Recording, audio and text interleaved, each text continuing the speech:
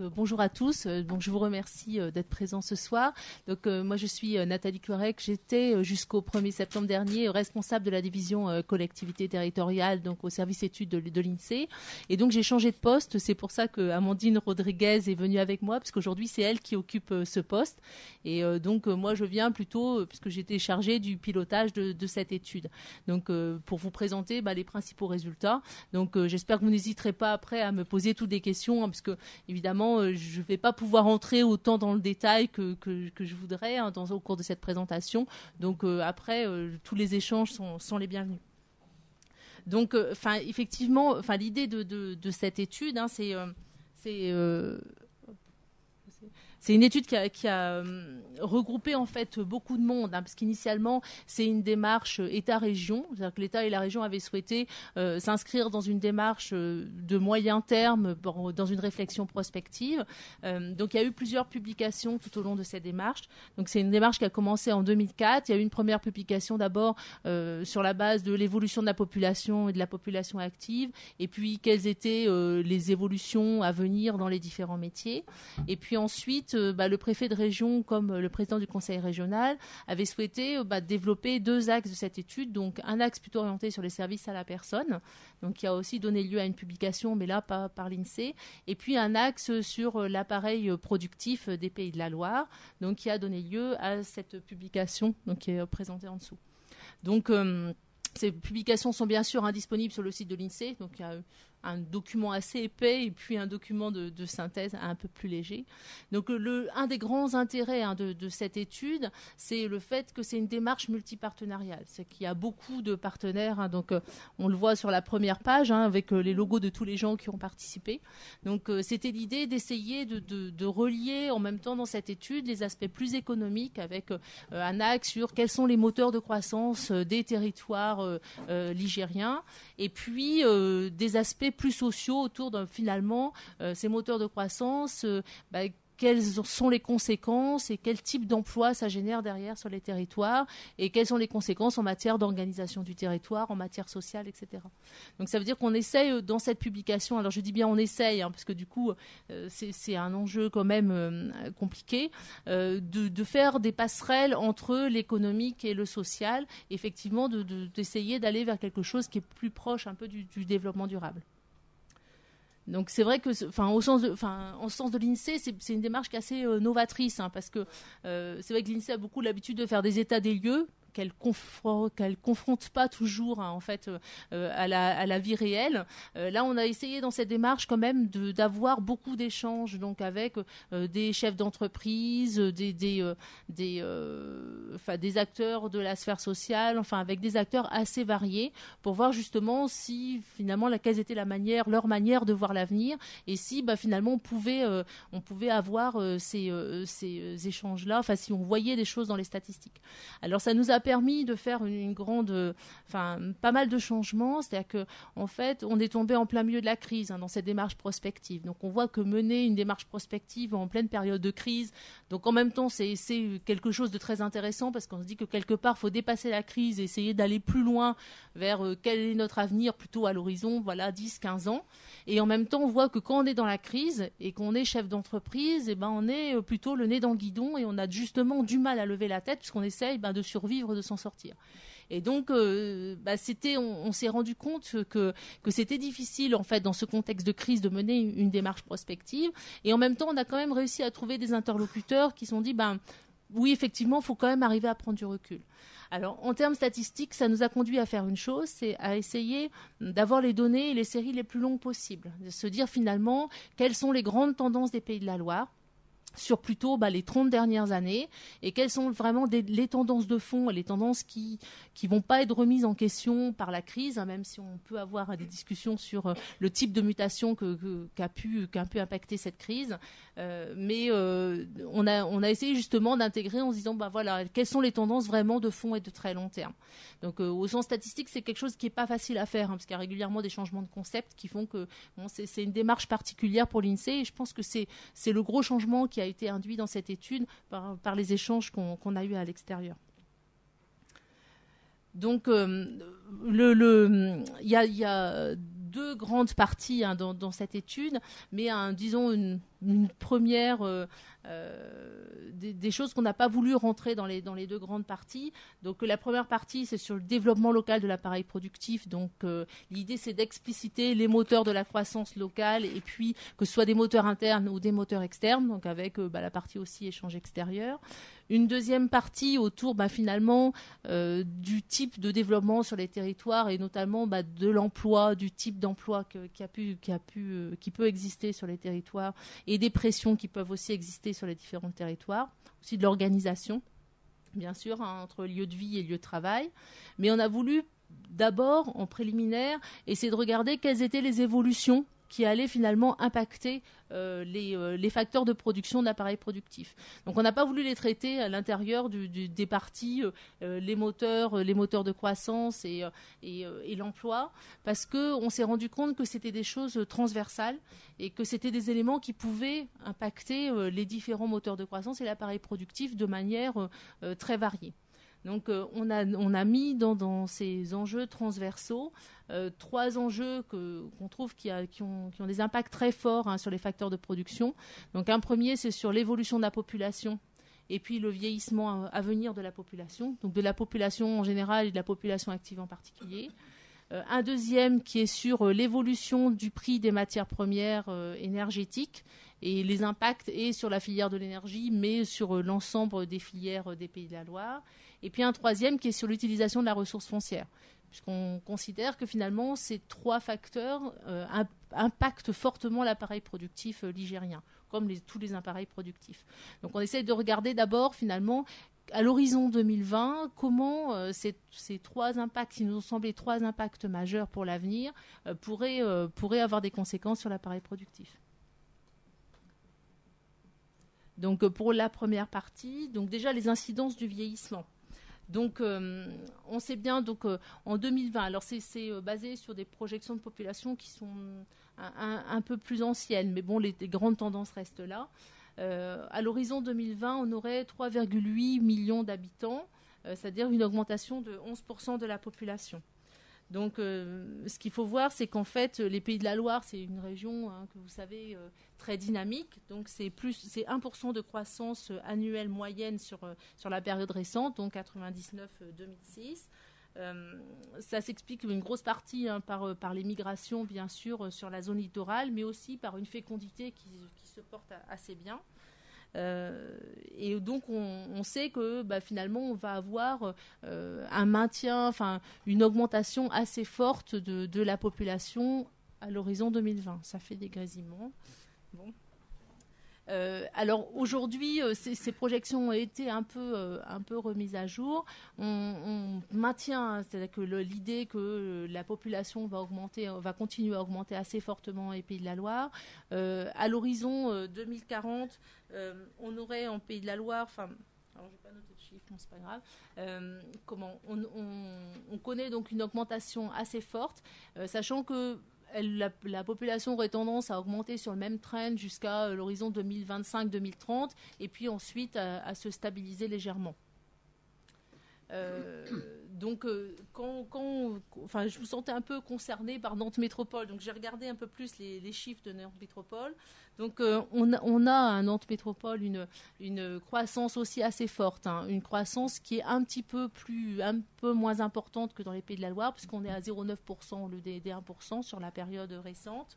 À l'horizon, dans les horizons 2030-2040, on devrait quand même avoir un maintien, voire un développement un peu plus fort de ces projections de population.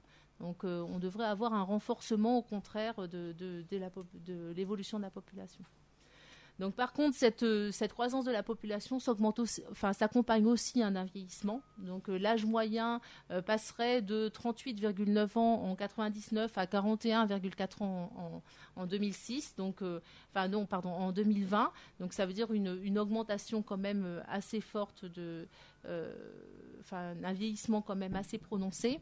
Donc sur la carte, alors on a un bel intitulé qui est pas très. C'est la part des personnes de plus de 85 ans. Donc l'évolution du nombre de personnes de plus de 85 ans. Donc on voit que c'est surtout la partie ouest finalement de la région qui est touchée par l'augmentation des personnes les plus âgées. Donc c'est l'effet bien sûr de l'apport supplémentaire de population. Et donc la pyramide des âges, donc la pyramide en bleu, c'est la pyramide 2006. Et donc en rouge, on voit bien une nette déformation vers le haut de la pyramide des âges, et c'est la pyramide en 2020. Donc on sait que cet apport de population supplémentaire, c'est des besoins supplémentaires et peut-être des opportunités pour l'appareil productif de la région. Alors ça a aussi une incidence sur évidemment le vieillissement et l'évolution de la force de travail. Donc ça veut dire que finalement, malgré le fait qu'on soit attractif, comme on a un vieillissement assez important de la population, on aurait une stabilisation de la population active à l'horizon 2020, donc à 1,6 million d'actifs. Donc cette stabilisation, on voit bien qu'elle peut avoir des conséquences assez importantes sur le marché du travail. C'est-à-dire qu'aujourd'hui, on est dans une idée où on a une augmentation de l'emploi qui s'accompagne d'une augmentation de l'emploi en parallèle d'une augmentation de la population active. Si on avait une stabilisation de la population active, c'est quelque chose qu'on n'a pas connu jusque-là. Et donc, ça pourrait avoir des conséquences en termes notamment de tension, par exemple, sur le marché du travail. Donc on aura aussi des actifs plus âgés à l'horizon 2020.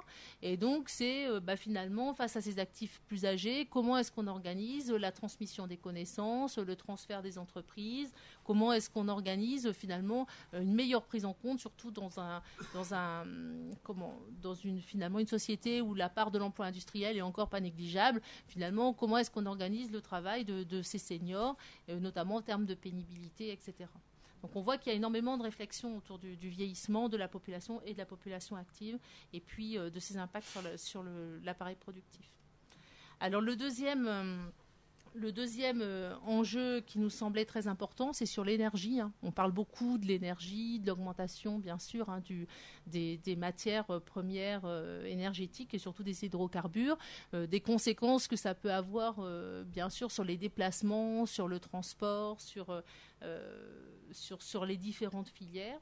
Alors, l'augmentation des coûts de transport, on n'a pas analysé ça. Alors, c'est difficile là d'avoir des éléments vraiment chiffrés. C'est plutôt en termes de conséquences qualitatives qu'on a regardé ça. On s'est dit qu'à l'horizon, finalement, 2020, cette augmentation, elle risquait quand même d'avoir des conséquences sur la localisation des activités. Donc, on voit aujourd'hui qu'effectivement, on commence à avoir les prémices peut-être d'une relocalisation d'un certain nombre d'activités. Des impacts du coup sur les réseaux logistiques et sur une nouvelle organisation des transports. Donc aujourd'hui, une des questions que je me suis posée, c'était finalement comment.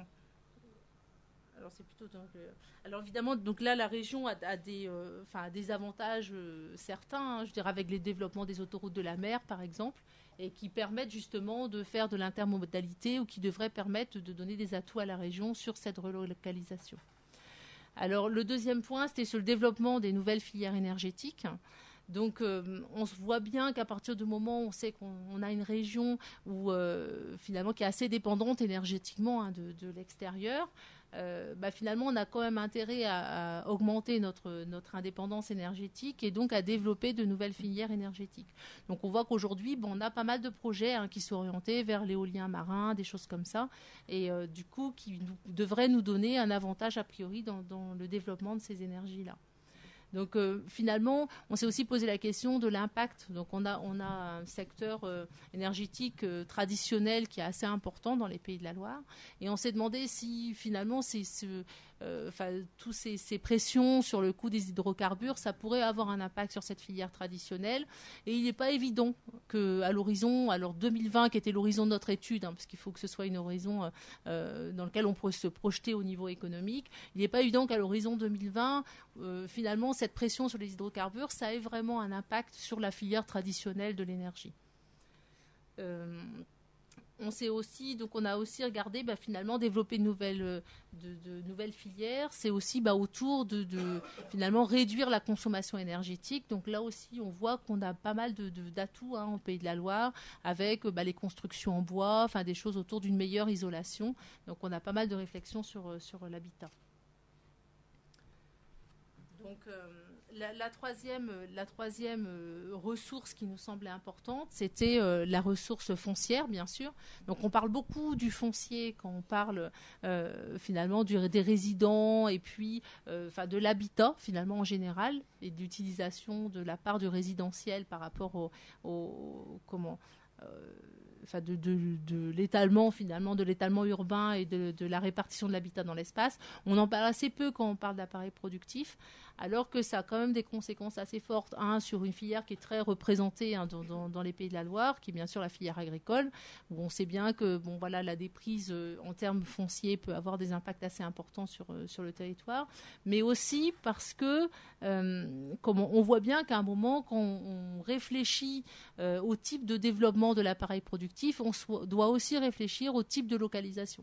Aujourd'hui, on voit qu'on a un appareil productif qui se développe beaucoup autour des villes, avec des gens qui vont aller habiter de plus en plus loin. Et quelque part, à un moment, il va falloir se poser la question de comment on rationalise l'occupation de cette ressource. Et est-ce qu'on va pouvoir, dans les Pays de la Loire, continuer à avoir ce développement extensif, finalement, qui est une pression importante sur la ressource foncière. Donc, pour vous donner quelques idées, aujourd'hui, les Pays de la Loire, en 2006, c'était la 4e région pour la construction de bâtis nouveaux, après l'Île-de-France, Rhône-Alpes et la Bretagne. Et c'est donc 3 millions d'hectares qui ont quitté l'agriculture entre 1995 et 2003 pour d'autres usages. Donc on voit bien qu'on a quand même une pression. Donc on sait qu'on était une région plutôt verte, où on avait quand même de l'espace. Merci. Donc on sait qu'on avait de l'espace, des ressources foncières disponibles. Mais aujourd'hui, on voit qu'on a connu un développement qui a utilisé de plus en plus finalement cette ressource foncière et qu'on a eu un effet de rattrapage. On est devenu un très grand consommateur de l'espace. Et donc avec des résidences qui vont s'installer de plus en plus loin des pôles d'emploi et donc avec une consommation de foncier assez importante. Donc c'est vrai que c'est aussi finalement quel type de développement de l'appareil productif et quel type de développement aussi sur le territoire. Donc là, j'en viens à ma première partie sur finalement les moteurs de croissance de la région et puis les moteurs de croissance qui soient internes ou externes. Donc d'abord, c'est plutôt sur les moteurs de croissance internes. Donc d'abord la dynamique en termes d'emploi. Donc c'est vrai que c'est ce que je vous disais tout à l'heure sur la période de crise. La période de crise, ça nous a conduit finalement à relativiser beaucoup l'évolution de l'emploi sur les dernières années. Donc ce qu'il faut voir, c'est qu'on a connu quand même en Pays de la Loire, moi à mon avis on connaît toujours, parce que la crise, même si elle a été assez forte, ne change pas l'évolution de très long terme. Sur les 30 dernières années, on a connu une augmentation de l'emploi de 0,3 points supérieure à la France de province, c'est-à-dire qu'une fois qu'on a enlevé l'Île-de-France. Donc ça veut dire que tous les ans, on a 0,3 points de croissance en plus que le reste, que de la France de province, je veux dire sur les 30 dernières années. Donc on voit bien qu'avant de remettre en question ce constat, la crise actuelle ayant été quand même très difficile, ça ne remet pas en question ce constat tout de suite. Donc on a eu une croissance finalement très dynamique de l'emploi dans les Pays de la Loire. Et je pense qu'il faut en être conscient parce que du coup, c'est vrai que ce n'est pas si évident. On entend beaucoup de choses sur l'emploi. Et je pense que de relativiser sur une longue période, ça permet aussi de prendre le recul nécessaire à une analyse de ce type. Donc les zones d'emploi qui ont plus le progressé, donc alors ça c'est bien sûr le Grand Ouest, donc on sort un peu des zones d'emploi des Pays de la Loire. Alors je fais des beaux gestes, mais du coup j'ai un crayon rouge. Voilà. Donc on voit bien là les limites de la région. Et donc les zones qui ont le plus progressé, c'est les zones de Nantes, donc Saint-Nazaire, qui sont positives, et puis les zones de Vendée. Donc en général, les agglomérations ont une croissance positive et puis la Vendée. Donc les zones qui sont en bleu, ça veut dire qu'elles ont eu, alors ça ne veut pas dire automatiquement qu'elles ont eu une diminution de l'emploi, ça veut dire qu'elles ont eu une croissance moins importante de l'emploi que la France de province. Voilà. Et donc ça repositionne par rapport à la Bretagne, où aussi on a Vannes, Rennes, avec des croissances assez importantes. Donc les croissances les plus foncées, c'est quand même un taux, un écart de 0,5 points ou plus par rapport à la France de province en croissance annuelle moyenne sur 30 ans. Donc c'est quand même une croissance importante. Donc sur la période récente, cette croissance a été encore plus forte que sur le passé. Donc, si on regarde finalement d'où vient cette croissance, donc là, on a regardé finalement si les moteurs de croissance étaient des moteurs diversifiés ou pas. Alors, qu'est-ce que ça veut dire? Ça veut dire est-ce que finalement cette croissance de l'emploi, elle a reposé que sur l'industrie ou si elle a reposé finalement sur les services, l'industrie, sur un peu de tout. Donc, la carte de gauche, elle est elle montre la spécialisation. C'est-à-dire que plus c'est foncé, plus ça veut dire que ça reposait sur un moteur de croissance unique. Donc on voit les zones de la Sarthe, par exemple, où la part de l'industrie, enfin le poids de l'industrie est plus fort, Sarthe Nord, Sarthe Sud. Donc on voit que là, on a des moteurs de croissance qui sont plus spécialisés. Donc ça veut dire que ça repose sur des secteurs qui sont plus forts dans ces zones d'emploi. Au contraire, veut dire quand les zones sont plus claires, notamment les agglomérations, là ça veut dire que c'est des zones d'emploi qui sont très diversifiées. Et donc, où du coup, on a un équilibre entre les caractéristiques industrielles et les caractéristiques plus résidentielles ou tertiaires. Donc, on voit finalement, alors, la zone d'emploi de Nantes et celle de Saint-Nazaire, elles sont un peu mixtes, elles sont moins diversifiées que d'autres agglomérations. Alors, la zone d'emploi de Nantes, c'est plutôt parce que c'est une zone qui est très étendue. Puis Saint-Nazaire, c'est bien sûr parce qu'il y a l'impact assez fort des chantiers navals, Airbus, etc. Alors sur la carte de gauche, enfin de droite, pardon, sur la carte de droite, c'est plutôt la part le potentiel de l'économie résidentielle. Donc là, c'est finalement de regarder les caractéristiques des zones et de voir si, en fonction du nombre de retraités qui sont arrivés pour s'installer dans ces territoires, en fonction des revenus, en fonction de la part du tertiaire, on a l'impression qu'il y a des zones qui ont finalement un potentiel de développement plus important des activités résidentielles, au sens donné par Laurent Davzy. Donc on voit que pour les activités résidentielles, on peut avoir un potentiel de développement très important, bien sûr, sur le littoral. Donc ça impacte beaucoup. Donc ça, c'est les départements. Donc je change de zonage. Donc ça impacte beaucoup le département de Loire-Atlantique et puis les zones d'emploi de Nantes-Saint-Nazaire. Et puis l'agglomération angevine et du côté de la Sarthe, avec notamment les échanges avec Paris. Donc, comment dire? Donc aujourd'hui, en 2006, c'était 68% des emplois de la région qui étaient présents dans le secteur tertiaire et 19% dans l'industrie. Donc on voit qu'on a une économie qui est assez diversifiée, finalement, avec des moteurs de croissance variés. Donc on a connu dans la région une désindustrialisation beaucoup moins importante qu'ailleurs. Pour vous donner une idée, dans la part entre 99 et la part sur les 30 dernières années, elle a seulement diminué de 8 points dans les pays de la Loire, alors qu'elle a diminué de 12 points dans le reste de la France. Donc on voit que finalement on a gardé une part de l'industrie qui est assez importante et qui reste vraiment un moteur de croissance de la région, alors qu'il y a d'autres régions qui ont perdu beaucoup plus de leurs emplois industriels. Alors en même temps, si on regarde donc on a quand même perdu des emplois industriels. Donc si on essaye de faire la part entre la partie qui est liée finalement à l'évolution de l'emploi dans les secteurs et une partie qui serait, on pourrait appeler ça un effet géographique propre, ça nous donne ces deux cartes-là.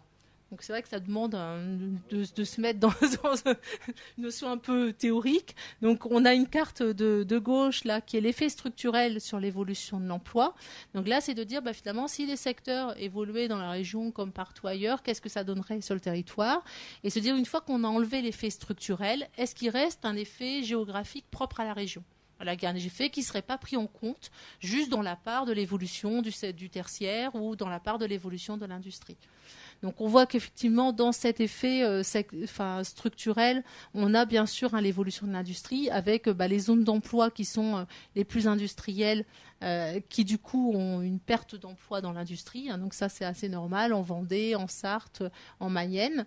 On voit un effet structurel positif finalement sur les agglomérations et puis sur le littoral atlantique, sur le littoral de la Loire-Atlantique, qui sont liés au fait, à la part des emplois tertiaires, bien sûr, dans ces zones. Et par contre, une fois qu'on a enlevé finalement cet effet sectoriel, on s'aperçoit qu'on a une ligne un peu nord-sud qui montre qu'il y a un effet à l'est, un effet géographique, qu'on pourrait appeler géographique entre guillemets, impropre, qui est encore négatif, qui fait que finalement, une fois qu'on a enlevé l'effet de l'industrie, il reste encore finalement un effet négatif, alors qu'au contraire, à l'ouest, il y a un effet qui est plus positif, qui est un effet. Alors, on peut intégrer dans cet effet, c'est un effet résiduel, hein, donc on peut intégrer dans cet effet l'accès à la mer, le climat, enfin tout un nom, l'accès par exemple. Voilà, l'accessibilité, qui font que finalement, tout n'est pas pris en compte par cet effet sectoriel. Donc on a, cette ligne nord-sud est assez impressionnante, hein, quand même, de voir que finalement on a donc l'effet blanc c'est neutre, et puis quand c'est orange c'est positif et bleu c'est négatif. Puis c'est toujours sur la période 75-2006.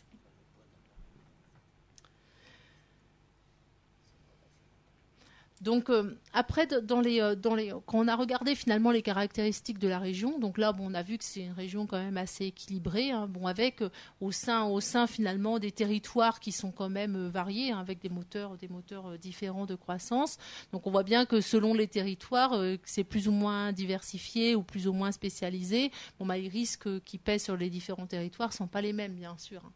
On a aussi regarder finalement quels étaient les autres moteurs de croissance, est-ce qu'on avait finalement un territoire assez innovant, et puis quelles étaient les positions de la région par rapport aux échanges extérieurs. Donc en ce qui concerne la recherche et développement, donc autant en termes d'évolution du PIB, de la population, on est plutôt dans les 4-5e régions, hein, en termes de rang. Quand on regarde la recherche et développement, on est beaucoup moins bien placé, hein, malheureusement. Donc, on est plutôt, si on regarde les dépenses intérieures en recherche et développement, donc en 2006, elles s'élevaient à 800 millions d'euros à peu près. Ça représente seulement 0,9%, donc moins d'1% du PIB régional, et ça relègue la région au 17e rang, hein, des régions françaises, donc quand même loin derrière les autres régions. Alors, c'est évidemment en lien assez important avec le tissu, hein, de PME de la région. Hein, ce qu'il faut voir... Ah, je crois que j'ai oublié mon téléphone. Bon, je suis désolée. Petit intermède.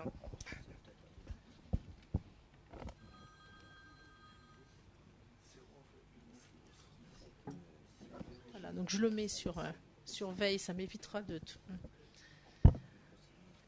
Donc, ce qu'il faut voir, c'est que aujourd'hui, ce qu'on mesure, c'est pas complètement, ce qu'on mesure sur cette carte, c'est la recherche et développement. Donc, c'est pas complètement l'innovation, hein, dans le sens où on sait bien qu'il y a toute une partie de l'innovation qui sont des changements organisationnels, des changements de processus, et que là, on mesure pas dans ce type de données. Donc là, sur la recherche, on sait bien aussi que ce sont majoritairement les grandes entreprises, hein, qui portent la recherche, parce que c'est extrêmement coûteux et puis que c'est des démarches de très long terme. Donc, c'est vrai que comme nous, on a un tissu de PME qui est beaucoup plus important, ça fait que en termes de dépenses de recherche et développement, évidemment, on est moins bien placé. Alors par contre, quand on regarde la recherche et développement au sein des petites et moyennes entreprises, là, la région est relativement bien placée. Ça veut dire que nos PME font plus de recherche et développement que les autres PME françaises. Donc ça, c'est quand même plutôt un signe positif. On a aussi finalement 9 pôles de compétitivité, hein, qui sont bien implantés dans la région. Donc ça, c'est aussi un signe positif en termes de recherche et puis de lien entre les entreprises et puis les laboratoires de recherche. Par contre, le petit bémol, c'est qu'en fait, alors qu'on a un tissu de PME qui est très important dans la région, finalement, elles sont assez peu représentées dans les pôles de compétitivité de la région. Donc les pôles de compétitivité, ils concernent majoritairement des grandes entreprises, et donc la synergie, finalement, laboratoire de recherche, grandes entreprises, elle s'est bien mise en place dans la région. Donc ça, c'est quand même plutôt bien, parce qu'on a des pôles qui sont assez dynamiques et qui fonctionnent bien. Par contre, ils intègrent encore assez peu de PME, et donc c'est vrai qu'aujourd'hui, la stratégie régionale d'innovation, elle va dans l'idée d'essayer d'avoir un peu plus de synergie entre les grandes entreprises et les PME du côté de la recherche. Donc du côté, là, cette fois, échange extérieur. Donc autant, on a vu, hein, qu'on avait des moteurs de croissance assez diversifiés dans la région. Par contre, on retombe un peu sur les mêmes difficultés qu'avec la recherche, hein. Ce sont aussi souvent des grandes entreprises qui exportent. Et donc là, on est aussi, en termes de rang, un peu moins bien placé que ne pourrait laisser le penser finalement notre rang dans le PIB. Donc on est au 9e rang des régions exportatrices avec 4,4% des exportations nationales. Alors, donc on exporte majoritairement des équipements mécaniques, des produits des industries agroalimentaires, bien sûr, puis des produits de l'automobile ou des produits qui sont liés aux industries navales et aéronautiques. Mais en fait, quand même, il y a beaucoup d'emplois dans la région qui sont dépendants d'une entreprise exportatrice. Presque un peu plus d'un quart, en fait. 27% des emplois de la région dépendent d'une entreprise exportatrice, que le siège de cette entreprise soit dans la région ou que le siège soit à l'extérieur de cette région. Donc les emplois sont très concentrés dans certains secteurs. Donc on voit bien que finalement aujourd'hui on est quand même un peu en dessous du potentiel finalement qu'on pourrait attendre de développement à l'export. Donc si on rentre un peu plus dans le détail du type de... Donc là, je vais vous le décrire parce que je crois que de loin, ça risque d'être compliqué. Si finalement, on essaie de rentrer un peu plus dans le détail finalement des types de secteurs qui exportent, parce que tout ça, ce sont des chiffres très généraux. Donc, on est un peu sorti de l'analyse macroéconomique pour voir finalement quels étaient les secteurs qui développaient puis qui exportaient, puis quels étaient leur type de développement à l'export. Là, on a mis finalement en ordonnée le taux d'exportation. Donc finalement, quelle est la part du chiffre d'affaires qui est consacrée à l'exportation pour ces entreprises. Et puis, en abscisse, on a mis l'évolution du chiffre d'affaires à l'export. Donc, on peut voir, par exemple, la fabrication de matériel de transport. Alors, je fais des beaux gestes, je montre avec le montant rouge. Donc, la fabrication de matériel de transport. Donc, ça, c'est un secteur qui, bien sûr, est très bien positionné à l'export, donc qui exporte une grosse partie de sa production et qui connaît une évolution. Alors c'est vrai que c'est fluctuant, on le sait bien, mais quand on avait regardé, en tout cas entre 2000 et 2006, connaissait une évolution de son chiffre d'affaires à l'export très important. On a aussi d'autres secteurs qui sont très bien orientés à l'export, donc la fabrication d'instruments médicaux d'instruments médicaux, la fabrication de machines et équipements, l'automobile, donc qui sont des secteurs qui sont très bien positionnés à l'export et puis qui ont une évolution assez importante encore de leur chiffre d'affaires à l'export. Donc ça, c'est finalement des secteurs traditionnels puis qui sont restés bien orientés à l'export. Et puis après, on a des secteurs nouveaux à l'export. C'est qu'en fait, dans les activités informatiques et les services aux entreprises, on a des secteurs qui exportent pas beaucoup, qui exportaient pas trop avant, mais qui aujourd'hui finalement se mettent à développer de manière assez importante leur chiffre d'affaires à l'export.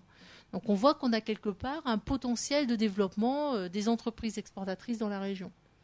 À côté de ça, on a des entreprises qu'on a mis dans un cercle rouge, donc les industries agroalimentaires, les entreprises de textile, habillement cuir, fabrication de radio, télécommunications, etc., qui sont des entreprises qui étaient plutôt assez bien, qui avaient tendance quand même à exporter pas mal leurs produits et qui aujourd'hui qui entre une période 2000-2006 sont un peu en retrait par rapport aux exportations. Alors souvent parce que ce sont des secteurs où ils sont en train de réorienter leur type d'exportation ou qui se sont rendus compte que finalement c'était pas rentable pour eux d'exporter. Donc par rapport à ce positionnement à l'export, on s'est posé finalement pas mal de questions. Donc, on a travaillé sur ce sujet avec CCI International et puis la Banque de France. Et on s'est demandé finalement quel était le potentiel de développement d'exportation pour nos entreprises des Pays de la Loire. Et puis on s'est rendu compte que que les gens hésitaient finalement à se lancer à l'export. Donc on a un quart d'exportateurs réguliers, c'est d'exportateurs qui exportent régulièrement tous les ans, qui ont exporté, qui ont des produits exportables et puis qui exportent régulièrement. C'est majoritairement soit des établissements industriels, soit des établissements du commerce de gros. Alors le commerce de gros parce qu'ils servent en général de relais par rapport à l'industrie. Et puis on a 40% d'exportateurs irréguliers. C'est-à-dire que dans les services, mais aussi dans l'industrie, on a finalement des exportateurs qui vont une année à l'export, mais qui n'y restent pas. Alors, parce que ce sont souvent des démarches finalement d'assez long terme et c'est des démarches assez coûteuses d'aller à l'export. Et donc, du coup, finalement, on voit que même si on a un potentiel d'entreprises qui pourraient exporter dans la région, on a du mal finalement à stabiliser ce potentiel et puis à vraiment avoir des entreprises qui ont une vraie stratégie à l'exportation. Donc, du coup, pour Cecilia International, c'était assez intéressant finalement d'avoir cette analyse et de se demander comment est-ce qu'ils pouvaient renforcer ce potentiel de développement dans la région. Donc là, on était plutôt sur les moteurs de croissance. Donc on voit qu'effectivement, on a des territoires qui fonctionnent quand même assez différemment. Et puis des moteurs variés, mais avec quand même quelques faiblesses. Dans cette deuxième partie, ce qui nous intéressait, c'était finalement quel est l'impact de cette organisation des entreprises, de ce développement des entreprises et en termes d'organisation du territoire et puis en termes d'emploi. Parce que ce qu'il faut voir, c'est qu'on s'intéresse au développement des entreprises, mais aussi par l'impact que tout cela va avoir sur l'emploi. Donc on va regarder finalement entre les enjeux transversaux dont on a parlé au début et puis les moteurs de croissance, quels sont les impacts sur le territoire. Donc déjà un point important, c'est qu'en fait on a une région qui est organisée autour de pôles d'emploi importants, donc 3 pôles d'emploi qu'on pourrait qualifier de majeurs, même si ce terme-là peut toujours être discuté, qui sont Nantes, Angers, Le Mans, qui sont bien sûr les 3 grandes métropoles des Pays de la Loire, même si on sait bien que on a des pôles de taille quand même très importante à côté. Donc ces 3 pôles d'emploi concentrent 36% des emplois régionaux. Donc ça veut dire qu'ils ont quand même une part dans l'économie des Pays de la Loire qui est très importante. Et sur la période récente, ils ont contribué aux 2/3 à la croissance de l'emploi. Donc on voit que ce sont finalement ces pôles d'emploi qui portent majoritairement le développement des Pays de la Loire. Alors à côté de ça, on a quand même regardé finalement, est-ce que ces pôles d'emploi, ils étaient très développés par rapport à d'autres régions. Donc si on regarde le poids de la métropole nantaise, donc on peut dire en 2006, ça faisait à peu près 300 000 emplois dans la métropole nantaise. Ces 300 000 emplois, si on compare aux autres métropoles de la France, finalement on s'aperçoit que Nantes est au 8e rang par rapport aux autres métropoles, donc juste derrière Nice par exemple. Donc finalement, on se dit que par rapport au poids de la région dans le PIB, on pourrait estimer qu'on pourrait avoir une métropole de taille un peu plus importante finalement. Du coup, elle a encore quelque part un potentiel de développement, un potentiel de croissance. Alors on sait bien aujourd'hui qu'il y a beaucoup de synergies entre Nantes et Saint-Nazaire, donc c'est vrai qu'on peut discuter du fait de ne regarder que Nantes, parce qu'on on a des liens forts Nantes-Saint-Nazaire. Donc si on regarde vraiment le poids là de Nantes-Saint-Nazaire et non plus de Nantes tout seul, donc là on arrive à une métropole qui serait de l'ordre de Nice. Donc on arrive à finalement une métropole qui est de taille beaucoup plus importante. Mais bon, ça nous met quand même qu'au 7e rang, disons, si on passe très légèrement devant Nice. Alors à côté de ça, on a quand même finalement une économie qui est bien répartie. C'est qu'on a des pôles d'emploi importants, mais on a aussi des relais, finalement des pôles d'emploi. Alors je ne sais pas si on peut appeler secondaire ou un peu de 2e niveau, qui sont très importants et beaucoup plus importants que dans d'autres régions. Quand on compare à des régions type Midi-Pyrénées, où il y a Toulouse et puis il n'y a rien à côté, chez nous, ce n'est pas le cas. On a au contraire des pôles d'emploi qui sont assez bien répartis sur le territoire. Et qui du coup sont des vrais relais de croissance et qui permettent finalement d'avoir des développements dans l'ensemble des territoires des Pays de la Loire. Alors,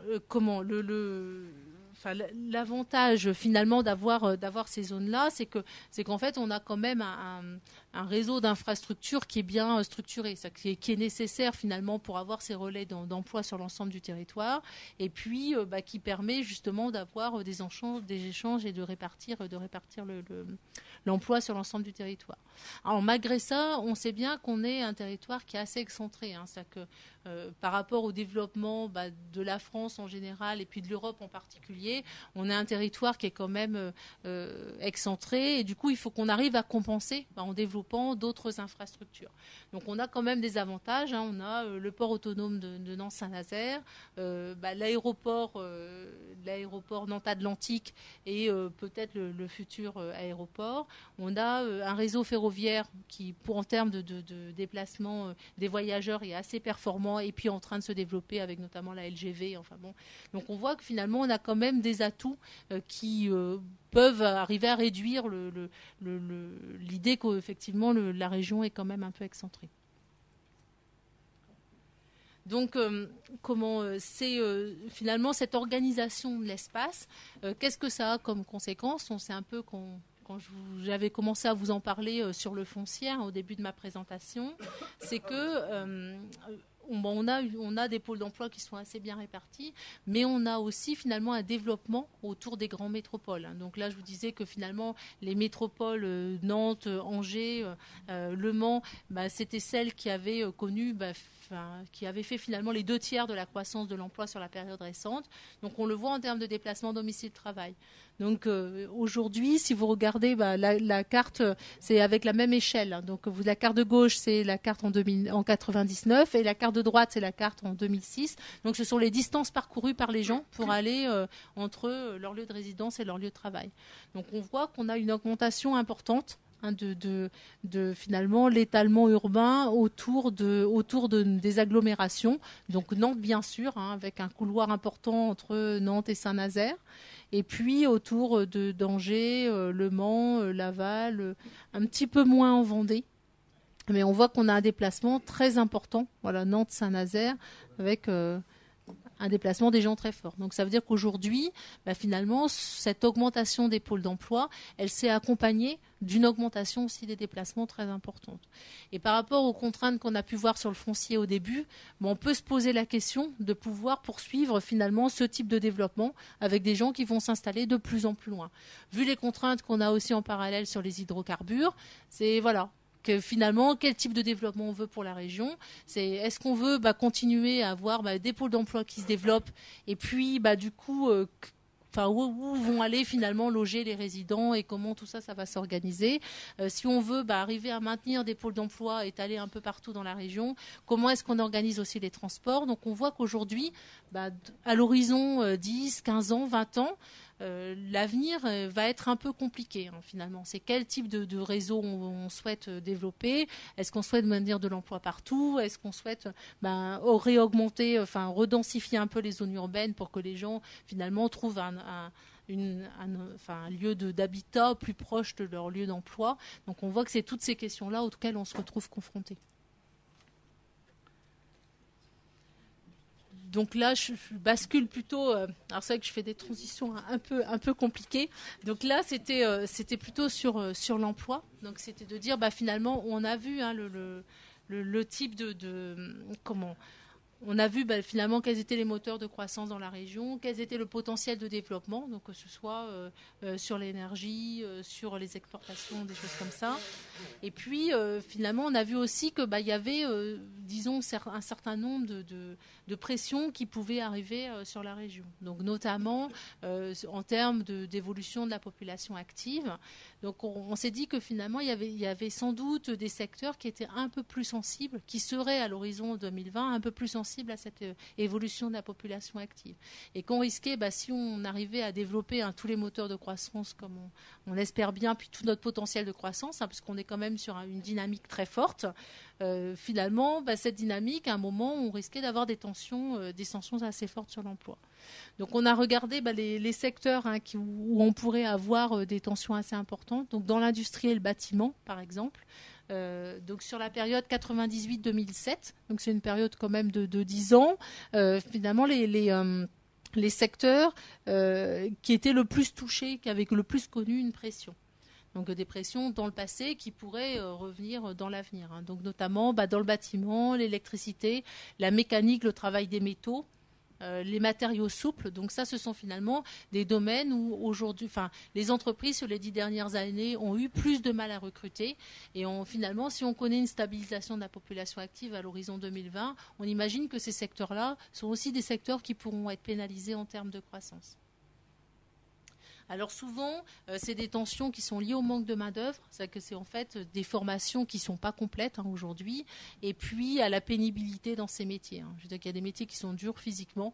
On a parlé beaucoup des osseurs, par exemple, des métiers où il y a régulièrement des problèmes de recrutement, parce que c'est des métiers qui physiquement sont très pénibles et qui du coup, les gens n'arrivent pas à rester très longtemps dans ces emplois. Donc on voit bien qu'aujourd'hui, c'est des métiers qui sont stratégiques pour les Pays de la Loire, parce qu'on a une part des industries agroalimentaires qui est assez important, et où en même temps on ne pourra pas recruter. Donc c'est aussi en termes de développement, il faut savoir comment est-ce qu'on peut accompagner ces métiers-là. Donc dans les services aux particuliers, donc c'est un petit peu une problématique un petit peu différente. Donc les tensions sont plus présentes dans les métiers d'hôtellerie et puis plus ciblées dans d'autres secteurs. En général, elles sont liées à des conditions de travail. Alors, j'ai écrit défavorables, mais je mettrai bien sûr des guillemets. Mais disons, c'est des temps partiels qui sont plus développés, une part de contrats qui sont un peu moins durables, c'est-à-dire de CDD, etc., qui sont plus importants, et des salaires aussi plus faibles. Et puis, bien sûr, des tensions qui sont liées à la saisonnalité de l'activité. Enfin, donc, on voit bien que finalement, c'est des métiers entre les temps partiels, la saisonnalité, enfin, donc, des métiers où il y a plus de fluctuations et qui, du coup, enfin, dans lesquels c'est plus difficile de recruter. Et puis, le cas particulier des cadres. Alors là, on a voulu initialement essayer de mesurer les tensions sur le marché des cadres. Il faut voir que c'est des questions qui sont assez récurrentes. C'est finalement, est-ce qu'il y a des tensions importantes sur le marché des cadres ? Donc, on n'a pas, en fait, comme le marché des cadres, c'est un marché national, c'est pas facile, en fait, de mesurer ça statistiquement. Donc, on a plutôt regardé, finalement, le taux d'encadrement et puis là où il y avait des cadres plus âgés et qui nécessiteraient un renouvellement de la population des cadres plus importante. Donc, dans la carte, je vous montre la part des cadres de 50 ans ou plus. Donc, on voit qu'il y a des territoires où la part des cadres de 50 ans ou plus est très importante. Ça veut dire que c'est des territoires qui vont être confrontés à un renouvellement assez important de leur population de cadres, et donc savoir aussi comment les attirer. Donc c'est une problématique qu'il n'y a pas trop à Nantes, donc à mon avis, parce que du coup on voit que effectivement c'est très pâle, donc il y a une bonne répartition aujourd'hui des cadres plus jeunes et des cadres plus âgés, et puis parce que de toute façon on sait bien que Nantes Métropole c'est une zone qui est quand même très attractive pour les cadres, donc les problèmes de recrutement ne seront pas les mêmes ici qu'ils ne peuvent l'être dans des zones plus rurales. Alors quand même par rapport, donc je reviens un peu sur les métiers en tension et puis sur le vieillissement de la population active. Enfin, on a une vraie inquiétude à avoir, je pense, dans la région sur le vieillissement de la population active, parce que aujourd'hui autant on a des taux d'emploi qui sont très importants pour les 15-64 ans. Donc on est la deuxième région en termes de taux d'emploi, donc de part de personnes en emploi sur l'ensemble de la population active. Quand on regarde pour les seuls 55-64 ans, on passe en 16e position. Donc on sait bien que c'est un peu lié, c'est même beaucoup lié à au fait que l'industrie soit assez importante dans la région, et que du coup il y a eu quand même un certain nombre de systèmes de pré-retraite, etc., qui ont fait que les seniors sont sortis de l'emploi plus tôt qu'ailleurs sans doute. Mais aussi parce que finalement on voit qu'aujourd'hui on n'a pas une vraie solution pour l'emploi des seniors dans la région. Et donc, moi, je me souviens d'une réunion en Vendée où on leur a dit, mais quand même, en Vendée, ils ont une part assez importante de la population active, qui est une population senior, et des taux d'emploi qui sont vraiment très bas pour cette population. Et a priori, c'était pas du tout posé la question de savoir comment est-ce qu'ils allaient organiser finalement les transferts de compétences, comment est-ce que dans l'industrie, ils allaient finalement prendre en compte l'emploi des seniors et se dire que peut-être un certain nombre de métiers, il faudrait envisager, proposer d'autres types de solutions de travail. Et finalement, ils ont un peu découvert cette problématique, et il me semble que quand même dans la région, on est très impacté par ça. Donc on est quand même en termes de taux d'emploi très loin derrière les objectifs de Lisbonne, mais la France est déjà pas bien placée et la région l'est encore moins. Donc les seniors et l'emploi, donc quel impact pour demain ? Donc l'idée de ce graphique, c'est de montrer finalement les métiers qui seraient le plus touchés par les départs. Donc c'était les employés de maison, les ouvriers du textile et du cuir, de la fonction publique, les banques et assurances. Donc, par exemple, on sait qu'aujourd'hui, la banque et assurance qui est très représentée en Sarthe, donc notamment au Mans, ils vont se retrouver confrontés à des départs très très importants, à des départs massifs de personnes. Et donc, c'est derrière comment organiser le renouvellement de la main-d'œuvre, comment organiser le transfert de compétences et finalement comment réfléchir au recrutement finalement de nouvelles personnes. Donc ça, ce sont les métiers qui vont être le plus touchés par ce renouvellement. Donc de l'autre côté, si on regarde finalement ceux qui arrivent, donc c'est les jeunes et l'emploi. Donc là, on voit que on a aussi finalement on continue à voir finalement les effets du poids de l'industrie dans la région. Donc on a un taux d'emploi qui est le plus élevé, je veux dire que c'est la première ou la deuxième région française. Bon, c'est encore assez loin des premiers taux européens, mais c'est quand même une région qui est très bien placée en termes de taux d'emploi des jeunes, surtout grâce à l'apprentissage. En fait, on a un poids de l'apprentissage qui est très important, qui fait qu'on a un taux d'emploi des jeunes très fort. Et donc tout ça, bien sûr, c'est lié au tissu industriel. Par contre, on a encore des jeunes qui sont dans des conditions de travail plus précaires. Donc là, c'est finalement quelque chose qu'on peut constater aussi en France, pas particulièrement dans la région, un petit peu plus sur certains indicateurs. Donc autant on a un taux d'emploi très fort, autant on a des taux de chômage, là, pas plus dans la région qu'ailleurs, mais... oui, non, on a les mêmes types de contraintes. C'est qu'en fait, les jeunes ont aujourd'hui finalement du mal à rentrer dans l'emploi et du mal finalement à trouver des conditions de travail qui soient plus durables. Et dans la région comme partout ailleurs, on garde finalement ces problématiques. C'est quand ils rentrent par l'intérim, ils ont des missions d'intérim qui sont de moins longue durée, qui sont plus précaires quelque part. Donc même quand ils passent par l'intérim, c'est pas automatiquement pour une insertion durable. Et c'est pareil, ils sont plus de temps partiel, plus de contrats à durée déterminée. Donc c'est finalement au moment où on se pose la question du type d'emploi pour les seniors, il faut aussi se poser la question du type d'emploi pour les jeunes. Voilà, donc c'était mon dernier... Donc comme j'ai été assez rapide, du coup j'ai fait des transitions, mais j'espère que j'ai répondu, que je vous ai présenté.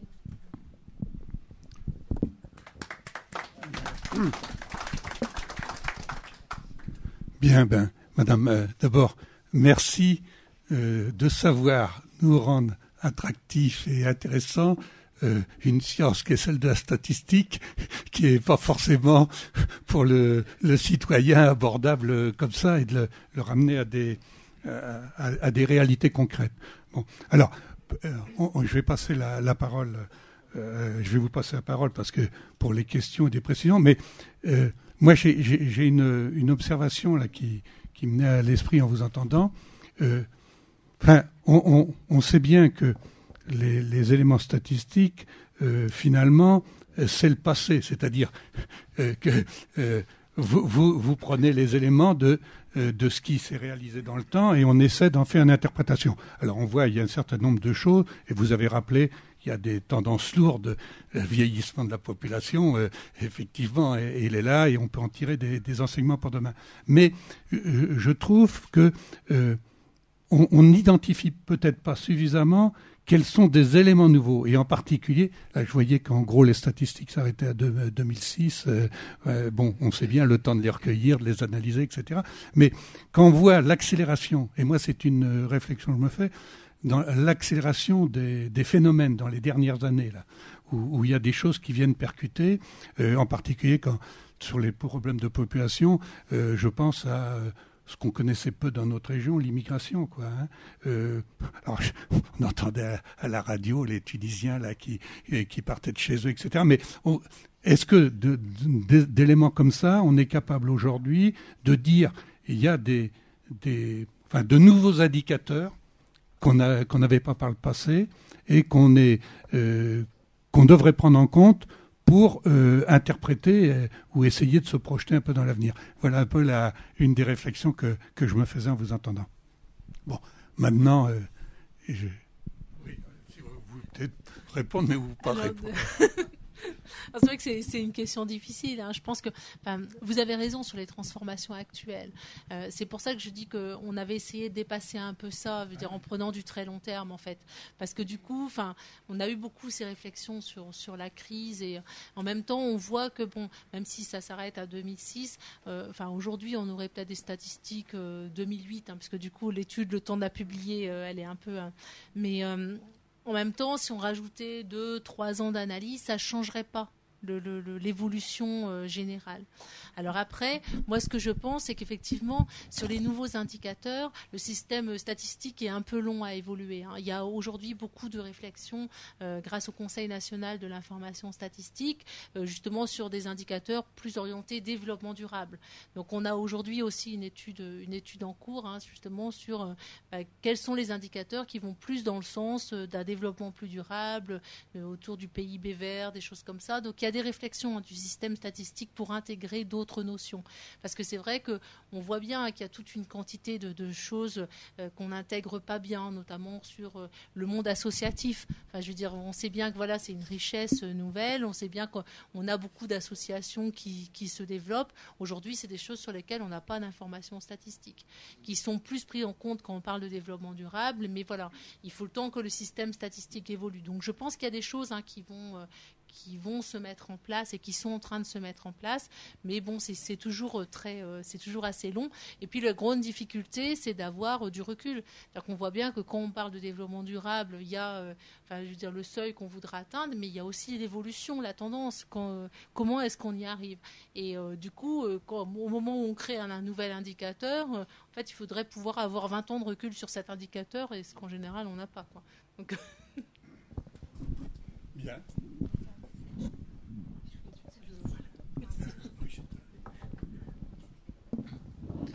Oui, je trouvais tout à fait passionnant votre exposé avec des indicateurs généraux qui sont connus, mais on voit bien comment la cartographie est un outil tout à fait remarquable. Évidemment, je suis géographe, donc je tire un peu là.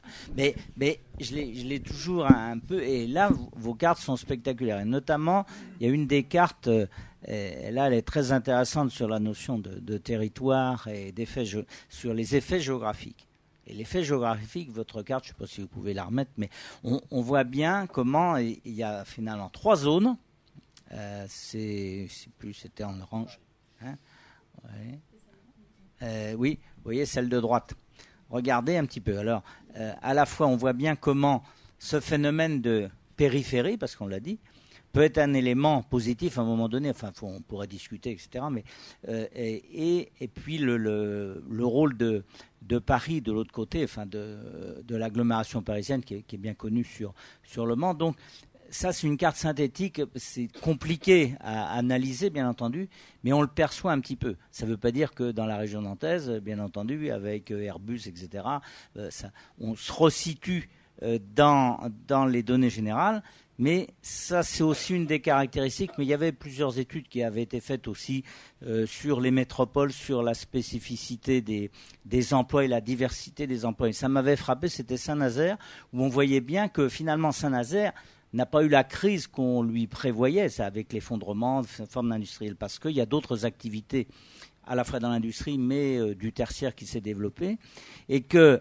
finalement, dans ces pays de la Loire, et en particulier cette partie ouest, il y a quand même ce fond aussi sur la production agricole, l'agriculture qui est là, le tourisme et la diversité, la non-spécialisation peu fonctionnelle se traduit là. Et ça, c'est un élément extrêmement quand même intéressant pour notre région. Bon, avec, bien sûr, ça peut s'effondrer à un moment donné, mais vous avez eu 2 cartes qui sont parues, qui vont dans le même sens dans le monde sur les bassins d'emploi, enfin sur les taux de chômage, où on voit très bien le Choletais, etc., plus, je ne sais plus, quelques zones en France, puis au contraire, on retrouve encore ces vieilles régions industrielles du Nord, etc., qui étaient plus en difficulté. Donc il y a ces éléments de stabilité. Sont-ils très stables? Comment ça va évoluer? Mais je trouve que c'est des éléments assez positifs. Ceci étant, il y a d'autres éléments sur le recherche et développement. Alors si on est optimiste, on pourra dire, bien, si ça se développe, ça va être un élément un peu de rebond, et d'autant plus important, évidemment. Bon, voilà quelques réflexions. Je peux, Philippe? Oui, Je vais juste prendre le relais de Jean-Pierre là pour vous demander si vous pouviez développer un petit peu votre analyse, vos arguments justement sur cette carte de droite.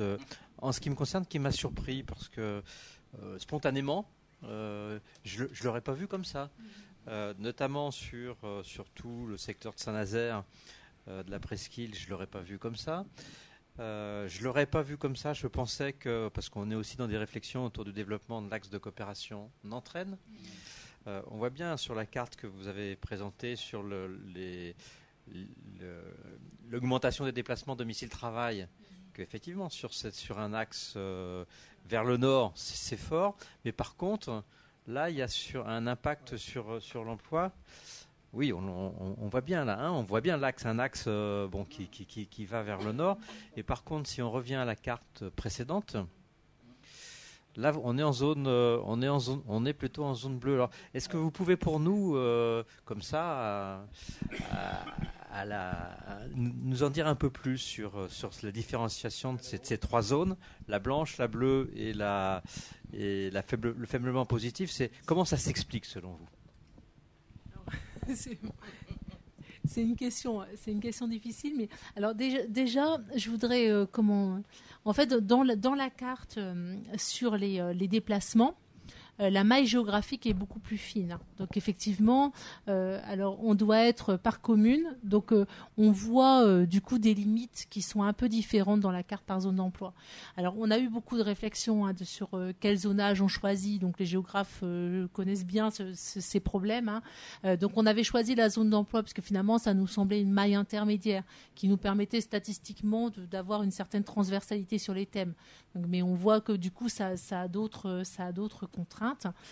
Donc là, effectivement, on voit du coup à l'intérieur de la zone d'emploi de Nantes ou de la zone d'emploi de Saint-Nazaire, du coup, des couleurs un peu différentes qu'on ne voit pas dans les cartes sur l'emploi.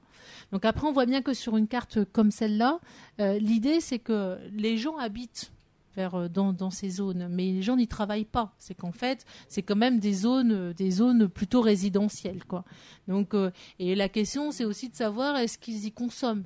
Est-ce que finalement, on fait pas quand même ses courses plutôt à côté de son travail plutôt que à côté de son lieu de résidence. Donc en fait, ce qu'on voit dans la zone dans la carte là, c'est qu'effectivement la zone de Châteaubriand, c'est une zone qui peut être une zone plutôt résidentielle pour des gens qui travailleraient à Nantes, mais c'est pas tellement une zone d'emploi dans le sens ou à Rennes, bien sûr, je veux dire ou à Rennes, voilà. C'est pas tellement une zone d'emploi, c'est dans le sens où finalement les gens restent pas travailler sur place, quoi. Donc c'est vrai que dans cet effet, ce qu'on a regardé, c'est qu'effectivement dans la carte de gauche, l'idée c'est juste quel est l'effet des secteurs, finalement quel est le poids relatif de l'industrie, du tertiaire, qu'est-ce qui peut porter en termes sectoriels l'emploi. Et sur la carte de droite, c'est aussi par exemple les infrastructures. C'est aussi, moi je suis sûre que si on développe la ligne telle qu'elle est prévue pour desservir l'aéroport, pour cette zone de Châteaubriand, on peut regarder dans 20 ans la carte, elle sera sans doute pas du tout la même. Donc aujourd'hui, on voit que c'est une zone, parce que du coup, on se balade beaucoup en région à nous.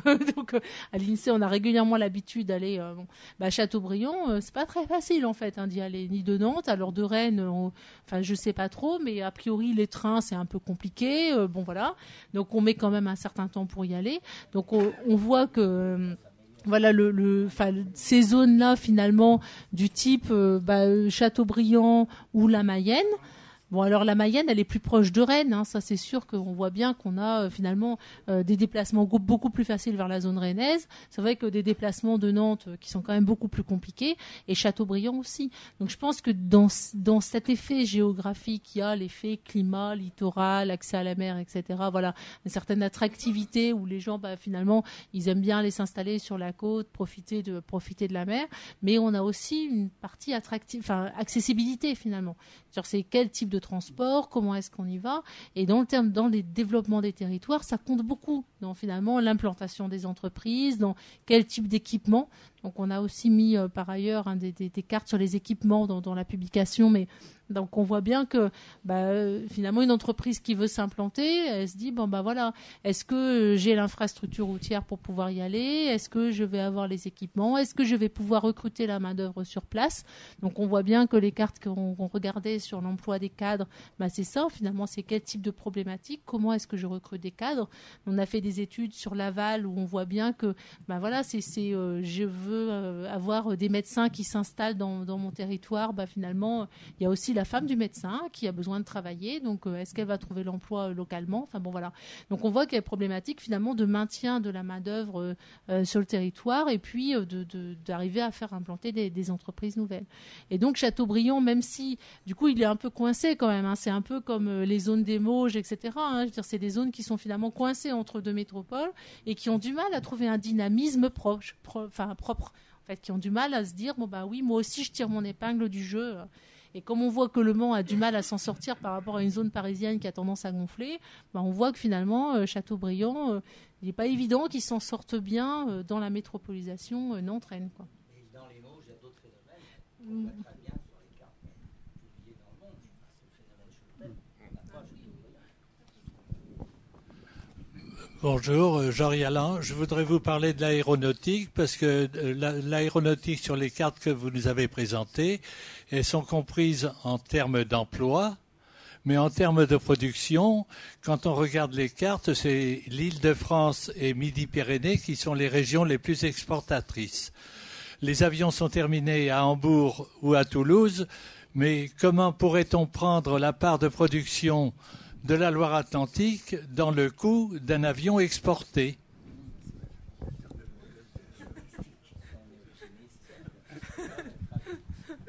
Oui, alors je sais, parce qu'effectivement, on avait...